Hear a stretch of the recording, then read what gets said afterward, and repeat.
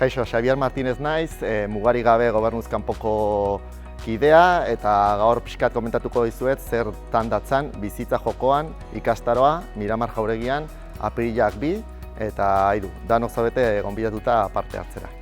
Zergatik etorri barzate ikastaro honetara? Alde batetikan hizlari eta ponente oso onak, oso ezagunak eta batez ere oso dibulgatzaile onak ditugulako.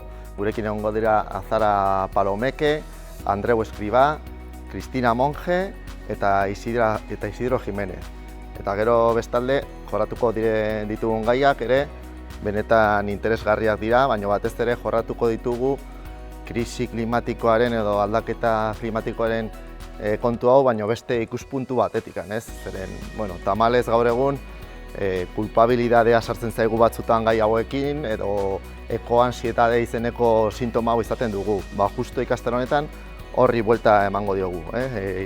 Ekoantsietate sintoma honi buelta eman, egingo dugu lektura kritiko bat, zen gaur egun saltzen digute dana jasangarria dana, oso hitz politekin, baina badakigu batzutan ez dela horrela, beraz irakurketa kritiko bat egingo dugu, eta gero fikzio klimatikoa izeneko dinamika berritzaile baten bitartez, ikusiko dugu nola landu gai hauek, zinearen ikuspegitik, bideojokoen ikuspegitik, eta ikusiko dugu nola egin guk ere zientzia fikziozko pelikula bat gauza hauek kontutan izan da. Ongi etorri eta espero dugu izena ematea ikastaroan.